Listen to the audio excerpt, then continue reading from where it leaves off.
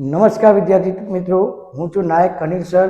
Vinayak classes ચેનલમાં આપ સૌનું સ્વાગત છે. વિદ્યાર્થી મિત્રો, આજે આપણે પાછા એક નવા જ વિડીયો સાથે મળ્યા છીએ અને આ વિડીયોની અંદર ધોરણ 10 સામાજિક વિજ્ઞાન, જેમાં આપણે ચેપ્ટર રનિંગમાં હતા, ચેપ્ટર નંબર 12 ભારત ખનિજ અને શક્તિ સંસાધનો. વિદ્યાર્થી મિત્રો, આપણે ઘણા વિડીયો અપલોડ કરેલા છે ચેપ્ટર નંબર 12ના.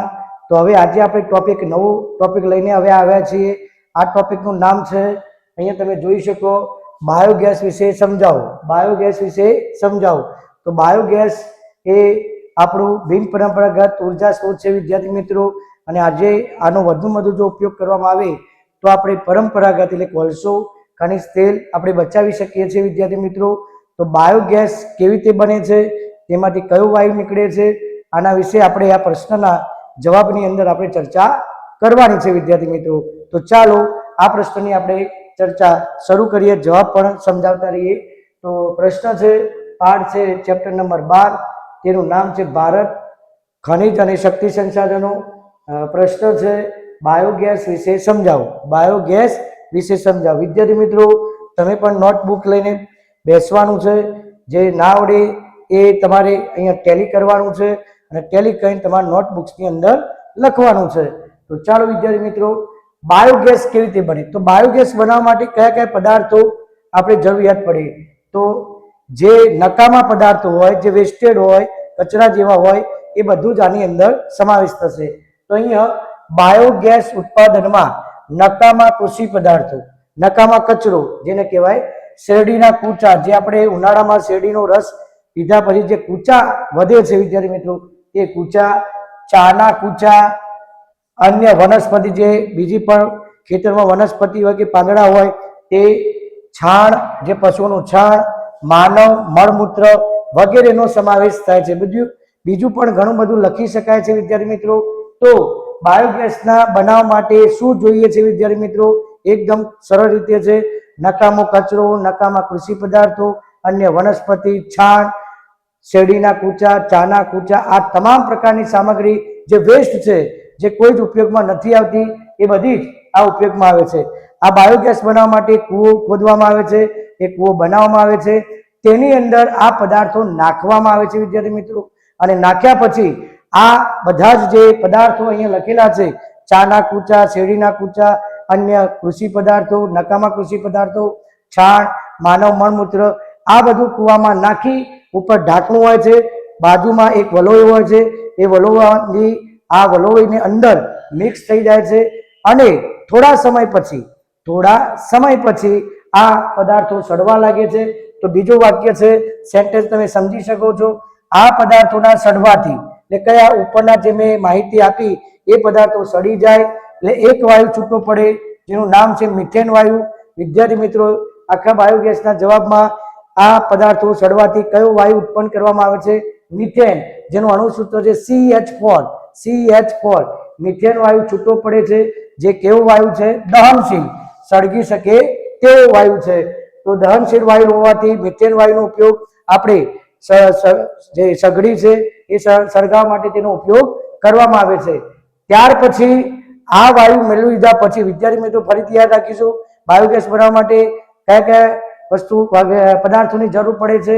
તો શેરડીના કૂચા, ચાના કૂચા, છાણ, માનવ મળમૂત્ર, અન્ય વનસ્પતિ, અન્ય કૃષિ પદાર્થો, નકામો કચરો, એડ્સ, તમે જે પણ આવડે નકામી વેસ્ટ વસ્તુ તમે આની અંદર કૂવામાં નાખી અને સળવા દઈ અને એ વાયુ, કયો વાયુ છૂટો પડે છે મિત્રો?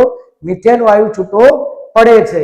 આ મિથેન વાયુ મેળવી લીધા બાદ, એટલે કે તેના ઉપયોગ બાદ, વિષાણુ વગરનું કિંમતી ખાતર આપણને મળે છે. વિદ્યાર્થી મિત્રો, અહીંયા યાદ રાખજો, મિથેન વાયુ અંદરથી બહાર આવી ગયા પછી અંદર જે વસ્તુ પદાર્થો પડી રહ્યા છે, તેમાંથી મિથેન વાયુ મેળવી લીધા પછી તેમાંથી જે વસ્તુ વધે છે તે વિષાણુ વગરનું ખાતર બને છે, કિંમતી ખાતર બને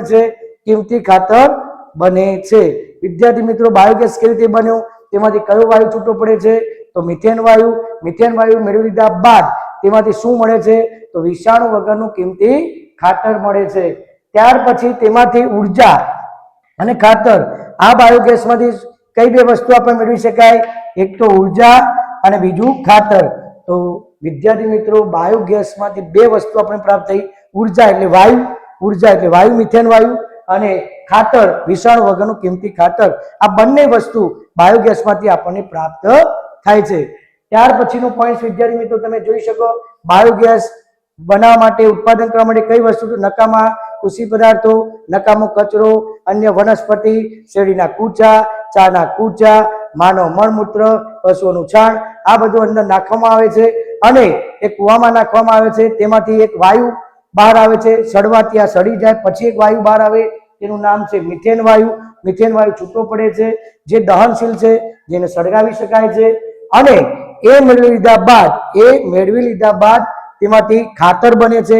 પણ કેવું ખાતર બને છે? વિષાણુ વગરનું કિંમતી ખાતર બને છે. ત્યાર પછી એમાંથી બે વસ્તુ, બાયોગેસમાંથી બે વસ્તુ મેળવી શકાય, એક ઉર્જા અને એક ખાતર. ત્યાર પછી નવું પોઈન્ટ આઈએમપી પોઈન્ટ છે મિત્રો. આ આઈએમપી પોઈન્ટ લખજો. આઈએમપી પોઈન્ટ, આ ઉર્જા મેળવવાનું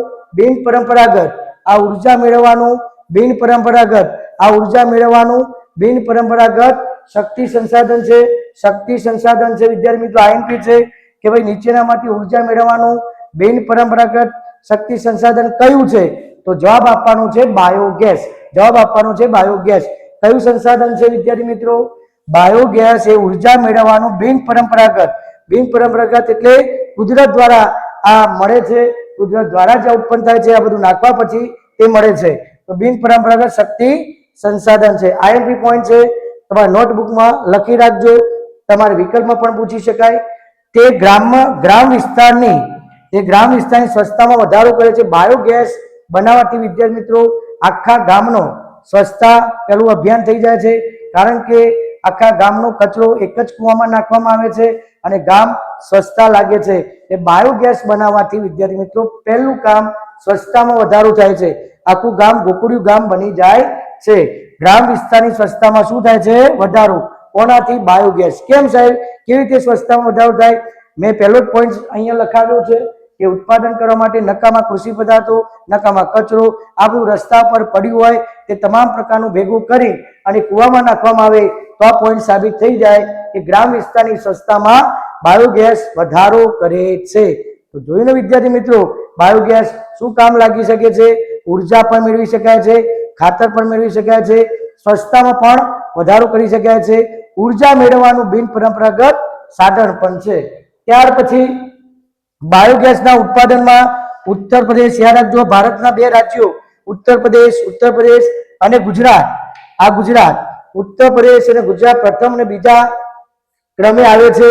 ગુજરાતમાં ઉત્તર પ્રદેશ અને ગુજરાત, આખા ભારત દેશની અંદર બે રાજ્યો એવા છે, ઉત્તર પ્રદેશ અને ગુજરાત, એ પ્રથમ ક્રમ અને બીજા ક્રમે શેમાં? બાયોગેસના ઉત્પાદનમાં ક્રમ આવ્યો છે. એમાં ઉત્તર પ્રદેશનો પ્રથમ ક્રમ છે અને બીજો ગુજરાતનો છે વિદ્યાર્થી મિત્રો. તો આખા બાયોગેસની અંદર જો રાજ્યોની વાત કરવામાં આવે તો ઉત્તર પ્રદેશ ને ગુજરાત, તેમાં ઉત્તર પ્રદેશનો પ્રથમ ક્રમ અને ગુજરાતમાં બીજો ક્રમ છે. તો ગુજરાતની મેં વાત કરી છે તો ગુજરાતમાં 3 જગ્યાએ આ બાયોગેસ કામ કરે છે. બાયોગેસ પ્લાન્ટ બનાવવામાં આવ્યા છે વિદ્યાર્થી મિત્રો. એક ગુજરાતમાં સિદ્ધપુર ખાતે,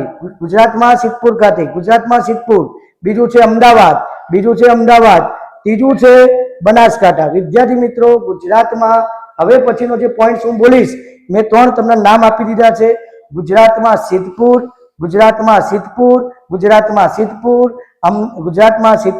ત્યાર પછી અમદાવાદ, ત્યાર પછી બનાસકાંઠા. તો ગુજરાતની અંદર વાત કરીએ તો સિદ્ધપુર, અમદાવાદ, બનાસકાંઠા. તો હવે સિદ્ધપુરમાં વાત કરીને તો અહીંયા પોઈન્ટ આપણે જોઈ લઈશું. તેમાં ગુજરાતમાં સિદ્ધપુર, મેં અભી હાલ જ નામ બોલ્યું, સિદ્ધપુરના મેથાણ ગામે, મોસ્ટ ટાઈમ બી મેથાણ ગામ, સિદ્ધપુરનું કયું ગામ? હું સિદ્ધપુર બોલું તો મેથાણ ગામ યાદ રાખજો. સિદ્ધપુરના મેથાણ ગામમાં આ આદર્શ બાયોગેસ પ્લાન્ટ નાખવામાં આવે છે. ગુજરાતનો સૌથી મોટો, વિદ્યાર્થી મિત્રો યાદ રાખજો, ગુજરાતનો સૌથી મોટો બાયોગેસ પ્લાન્ટ, સિદ્ધપુરના મેથાણ ગામે, મોસ્ટ ટાઈમ બી આ વાક્યના યાદ રાખજો, અંડરલાઈન પણ કરજો, સ્ક્રીનશોટ પાડતા રહેજો વિદ્યાર્થી મિત્રો. ઇમ્પોર્ટન્સ આ જવાબ છે અને જાણવા જેવો જવાબ છે. બાયોગેસ કેવી રીતે મેળવી શકાય છે?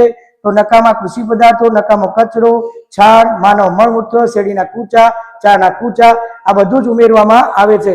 એમાંથી એક વાયુ છૂટો પડે, મિથેન વાયુ છૂટો પડે, એ દહનશીલ વાયુ છે. આ દહનશીલ મેળવી લીધા પછી એટલે કે આ વાયુ મેળવી લીધા બાદ તેમાંથી વિષાણુ વગરનું ખાતર મેળવવામાં આવે છે વિદ્યાર્થી મિત્રો.